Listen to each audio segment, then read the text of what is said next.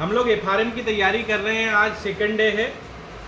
इसमें आएगा type of risk. Market risk हमारी देखो रिस्क तीन होती है। मार्केट रिस्क होती है, क्रेडिट रिस्क होती है और ऑपरेशनल रिस्क। मार्केट रिस्क क्या होता है?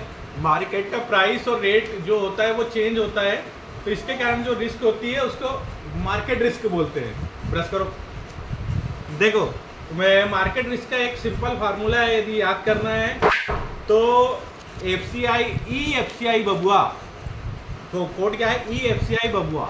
ई मतलब होता है इक्विटी रिस्क। इक्विटी से रिलेटेड जो भी स्टॉक प्राइस से रिलेटेड प्रॉब्लम होती है वो उसमें आती है इक्विटी। और मैंने क्या बोला? EFCI। तो एफ का मतलब होता है फॉरेक्स रिस्क, सी का मतलब होता है कमोडिटी रिस्क और आई का मतलब होता है इंटरेस्ट रेट रिस्क। ये तीनों बेसिकली ये तो हम बोलेंगे चार रिस्क है मार्केट रिस्क में। अब दूसरा आता है क्रेडिट रिस्क। तो क्रेडिट रिस्क में भी ज़्यादा नहीं है, उसका कोड भी है DDBS, या भी आप बोले DDS भी, जो बोलना है आपको बोल दो। तो डी से क्या होता है? डिफॉल्ट। क्रेडिट रिस्क में क्या होता है? काउंटर पार्टी यदि डिफॉल्ट कर दे या लीगल ऑब्लिगेशन ना करे तो एक क्रेडिट रिस्क में आता है।